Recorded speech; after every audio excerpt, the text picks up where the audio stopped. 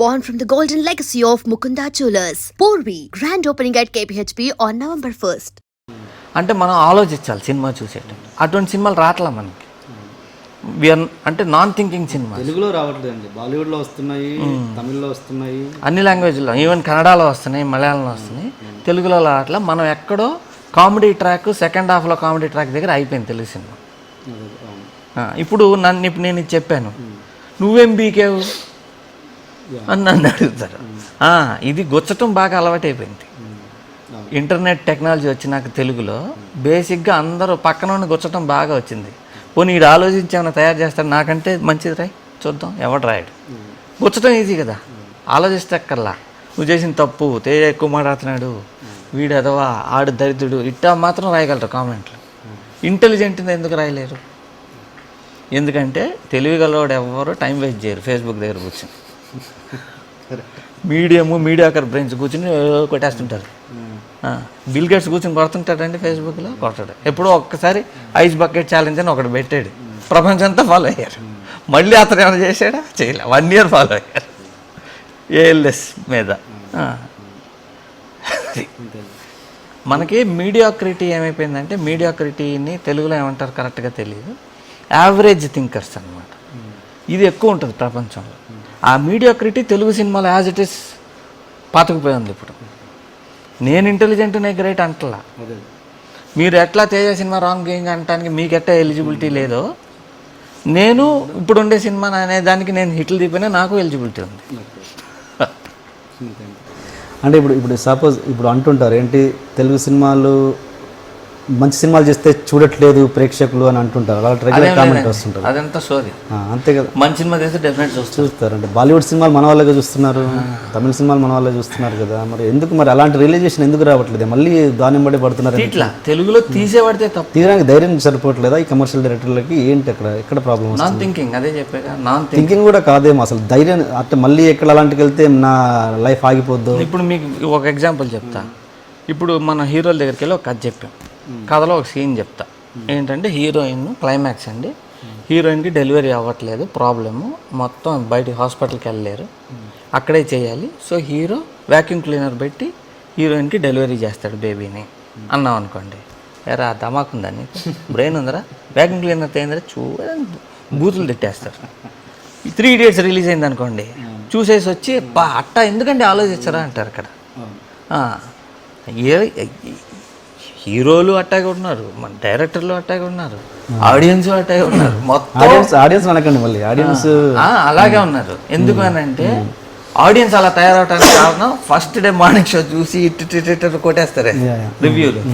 దాన్ని చూసేటప్పటికి ఏమవుతుందంటే మంచి సినిమా అప్రిసియేషన్ పోయింది, చూడడం తక్కువ, వాడు మెసేజ్ ఇవ్వడం ఎక్కువ. ఈ క్రిటిక్స్ ఏమైపోయింది అని అంటే ఒక సినిమాలో ఉన్న బెస్ట్ ఇది చేయట్లా, హైలైట్స్ చెప్పట్లా అన్ని. అంటే రెగ్యులర్గా ఉంటాయి చూసారా. మొన్న శ్రీమంతుడు బాగానే ఆడింది, అందరు రాసిన రివ్యూ ఏంటి, కామెడీ ఉండాలి సెకండ్ హాఫ్లో, ఉండుంటే ఇంకా బాగా ఆడేది, బ్రహ్మానందం గారు ఉండాల్సింది. అది ఏంది లెక్క అంటే, రేస్ గౌరవంలో బ్రహ్మానందం గారు ఉన్నాడు కాబట్టి దీంట్లో కూడా ఉండాలి.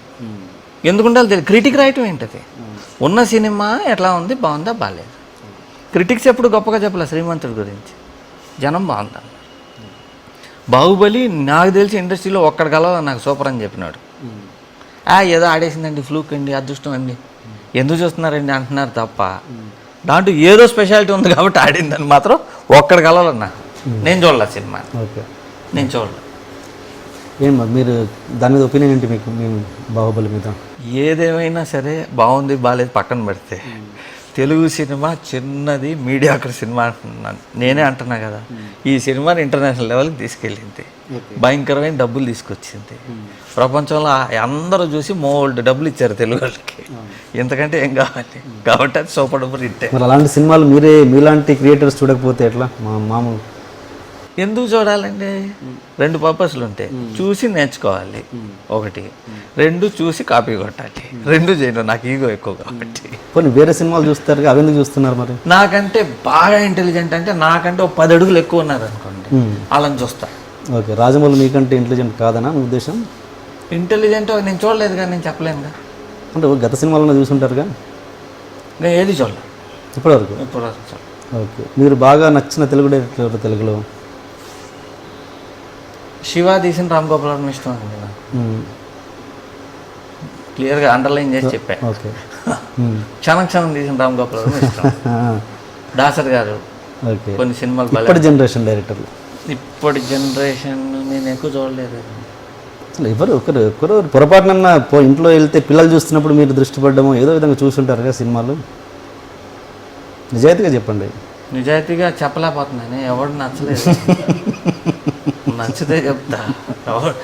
ఎంత ఆలోచించినా రావట్లేదంటే మీ ఫ్రెండ్స్ సర్కిల్ ఎట్లీస్ట్ కృష్ణవంశీ గారు, కృష్ణవంశీ ఇప్పుడు వాళ్ళందరూ నా ఫ్రెండ్స్, నాకు ఇష్టం. వివి నాయక్ అంటే నా ఫ్రెండ్. ఆయన సినిమా ఎట్టున్నా నాకు బాగా ఆడాలని ఉంటుంది. కృష్ణవంశీ నా ఫ్రెండ్, ఆడాలని ఉంటుంది నాకు.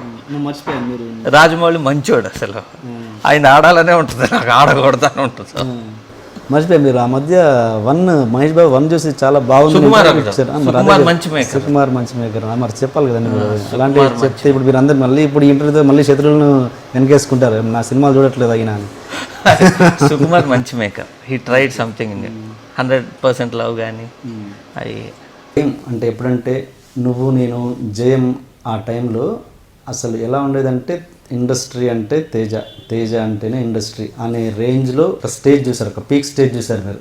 అంటే మీరు ఒప్పుకోరు నాకు తెలియదు, కానీ నేను బయట ఒక ప్రేక్షకుడు నేను చెప్తున్నాను. తేజ అంటే అసలు తేజ సినిమాలో యాక్ట్ చేస్తే చాలు, తేజ సినిమాలో టెక్నీషియన్గా పనిచేస్తే చాలు, మన లైఫ్ సెట్ అయిపోద్ది అనే రేంజ్లో జనాలు ఊహించుకున్నారు. అంటే బయట నుంచి మీకు ప్రెజర్స్ కూడా వచ్చుంటాయి, మావాన్ని పెట్టి హీరోగా తీయండి, వచ్చుంటాయి, డెఫినెట్గా వచ్చుంటాయి చాలా. ఆ రేంజ్ పీక్ స్టేజ్ చూసారు. అంటే ఒక రాఘవేంద్రరావు గారి టైము, దాసరి గారి టైము, ఈవీవి టైం, కృష్ణారెడ్డి గారి టైం, అలా తేజ టైం అనేది ఒక టైం పీరియడ్ నడిచింది, ఖచ్చితంగా నడిచింది. అది అంత పీక్ స్టేజ్ డెఫినెట్గా నడిచింది, అది మీరు ఒప్పుకున్నా. అంత పీక్ స్టేజ్ చూసిన మీరు సడన్గా డౌన్ఫాల్ అయ్యారు. అంటే అప్పుడు మీ రియాక్షన్ ఏంటి అసలు? అంటే ఇంతవరకు ఇలా స్టేజ్ చూశాను, ఇలా సడన్గా అయిపోయిన ఉన్నది, ఏమన్నా ఆ రియాక్షన్ ఏంటి? ప్లస్ అలా అవ్వడానికి కారణం ఏంటి? మీరు చూజ్ చేసుకున్న స్టోరీసా, లేకపోతే మీ మీద ఎక్స్పెక్టేషన్ పెరిగిపోవడం వల్ల ఫెయిల్యూర్ స్టార్ట్ అయ్యాయా, లేదంటే ఎవరైనా వ్యక్తుల, ఏంటి కారణం? వ్యక్తులు అట్లా అని కాదండి,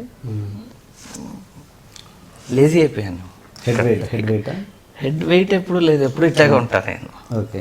డబ్బులు ఉన్నా లేకపోయినా ఒకే టైప్. మామూలుగా సక్సెస్ రాగానే విజయ్ తలకెక్కించుకోవడం అనేది కామన్ జరుగుతుంటుంది ఇండస్ట్రీలో. థింకింగ్ ప్యాటర్న్ రాంగ్ అయి ఉంటుంది. ఓకే. సరిగా అంటే అలర్ట్గా ఆలోచించటం, ఇంకా బాగా చేయాలని ఒక తాపన ఉంటుంది, అది పోయి ఉండాలి. వేరే వేరే కాంప్లికేషన్లు వచ్చి మీరు ఆ స్టేటస్ని ఎలా ఎంజాయ్ చేశారు అప్పుడు? అంటే మీకు లేదా అప్పటికి ఎప్పుడు నేను తేజాన్ని నాకు గుర్తుండదు. నేను మాట్లాడేటప్పుడు గుర్తుండదు. ఓకే. గుర్తుండదు. నేను తేజాని, నేను డైరెక్టర్, నేను ప్రొడ్యూసర్, నేను సినిమాలు తీశాను, నాకు ఇంత ఉంది, ఇంత ఆస్తులు ఉన్నాయి, ఇంత పోయినాయి, ఏముండదు నాకు. What I feel I talk. అందరూ ఏంటంటే తాగినాక ఆన్లో ఉంటారు, నాకు ఎప్పుడు ఆన్లోనే ఉంటుంది. మెయిన్ ఏమైందంటే ఫస్ట్ రాంగ్ స్టెప్ వాస్ నిజం. ఓకే. ఆ నిజంలో ఏంటి అని అంటే ఒక విధంగా మహేష్ బాబు అయితేనే ఆ క్యారెక్టర్కి న్యాయం. ఎందుకు అని అంటే మహేష్ బాబు పర్ఫార్మెన్స్ ఉంటుంది, ఆ ఇంటెన్సిటీ ఎవరు చేయలేరు. మహేష్ బాబు బదులు కొత్తవాడు ఎవరన్నా ఉన్నా మ్యాసివ్ హిట్ అయ్యేది సినిమా, ఎందుకంటే పక్కన మదర్ నుండి చేపిస్తుంది కాబట్టి. మహేష్ బాబు రెగ్యులర్గా అనుకున్న హీరోలు ఈ ఏమంటారు, ఈ నితిన్ దేకిన లాంటి హీరోలు ఉంటే బాగా వర్కౌట్ అయ్యేది. అక్కడ ఎక్కడ మిస్ అయింది అని అంటే నేను మహేష్ బాబుతో చేద్దాం అనుకుంది బాబీ అనే అటర్ ఫ్లాప్ తర్వాత. మాది అండర్ ప్రొడక్షన్ ఉన్నప్పుడు ఒక్కడు పెద్ద హిట్ అయింది. సో పెద్ద మాస్ హీరో అయిపోయి వాళ్ళు వచ్చి మదర్ పక్క నుంచి చేపించడం ఏంటి అనేది వాళ్ళకి నచ్చల. That was the big blunder. Otherwise నిజం అనేది చాలా డబ్బులు వైజ్ లాస్ కాదు. ఓకే. అక్కడ మిస్ కొట్టేటప్పుడు బ్యాలెన్స్ మిస్ అయ్యింది అని నా ఫీలింగ్. ఓకే. ఇంకా పెద్ద పెద్ద ఎక్స్పర్ట్స్ అనలైజ్ చేస్తారు కదా, తేజ ఇక్కడ దీనివల్ల పోయాడని. ఇప్పుడు పాతకాలంలో సినిమా అంటే ఎలా ఉండేదంటే పాత టైంలో సినిమా అంటే మనకు ఒక పైన ఇలా కనబడేది. ఇప్పుడు అంటే ఒక దృష్టితో చూసేవాళ్ళు పెద్ద స్టేజ్లో. ఇప్పుడు ఏంటి పరిస్థితి, సినిమా అంటే ఎవడైనా తీస్తున్నాడు, కొంచెం కాస్ట్లీ మొబైల్ జేబులో ఉన్నోడు చాలు, ఒక జేబులో ఒక 1000 రూపాయలు ఉంటే చాలు సినిమాలు తీసేస్తున్నారు. అంటే ఇది ఎందుకు వచ్చింది? డిజిటలైజేషన్ అవ్వడం వల్ల వచ్చింది. అంటే ఇది అవ్వడం అన్నది ఇండస్ట్రీకి ఎంతవరకు ప్లస్సా మైనసా? అంటే దీనివల్ల ఏంటంటే అసలు అవగాహన లేకుండా కేవలం ఉత్సాహం మాత్రం ఉంటుంది తప్పించి అవగాహన ఏమాత్రం లేకుండా దూకేస్తున్నారు. ఆ ప్రొడ్యూసర్ ఏదో లాస్ అవుతున్నాడు, కథ బాగా లేకుండా ఇలా థియేటర్ కూడా రిలీజ్కి నోచుకోవట్లేదు. ఒకవేళ రిలీజ్ అయినా 2-3 రోజులు ఆగి వెళ్ళిపోతుంది. దీనివల్ల మళ్ళీ కొత్త ప్రొడ్యూసర్స్ వస్తున్నారు, రావడం మాత్రం ఆగిపోవట్లేదు ఎక్కడ. సో దీనివల్ల అసలు ఇండస్ట్రీకి ఏంటి అసలు దీని సొల్యూషన్ ఏంటి అసలు?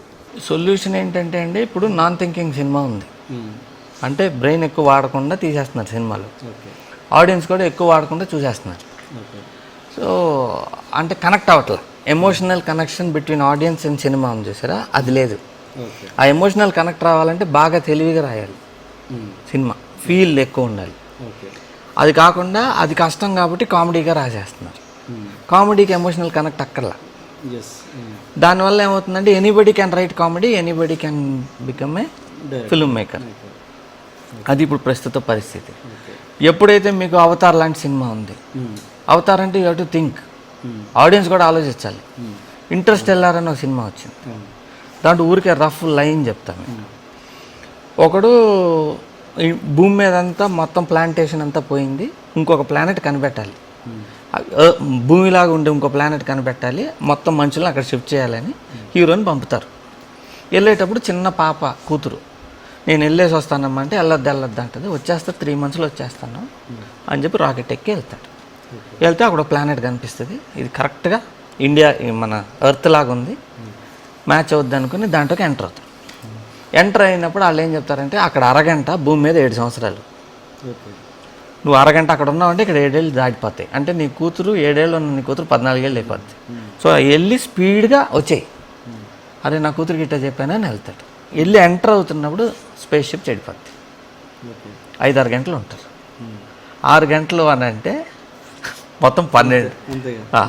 6 గంటలు అంటే 12 × 7 84 ఏళ్ళు అయిపోద్ది. ఇవాళ మధ్యలో ఉన్నప్పుడు అక్కడ టీవీలో చెక్ చేస్తే కూతురు ఐ హేట్ యూ అంటూ ఉంటుంది. కూతురు పెద్ద అయిపోయింది. వెనక్కి వచ్చేటప్పటికి ఇతను అంతే ఉంటాడు ఏజ్, కూతురు 90 ఏళ్ళు అమ్మాయి అయిపోద్ది. మనవరాళ్ళు అందరూ వచ్చేస్తారు. హాస్పిటల్కి వెళ్తే చచ్చిపోతూ ఉంటుంది. వెళ్ళేటప్పటికి అమ్మాయి చూస్తుంది, ఫాదర్ని గుర్తుపడుతుంది, ఇద్దరు మాట్లాడుకుంటారు, ఏడుస్తాడు. వెనక్కి వచ్చేస్తా ఉంటే మొత్తం ఫ్యామిలీ వస్తారు. ఎవరైనా అంటే తెలిసిన ఆయన అని చెప్పారు. దూరంగా నిలబడి చూస్తుంటాడు. కూతురు 90 ఏళ్ళు, 35 ఏళ్ళు.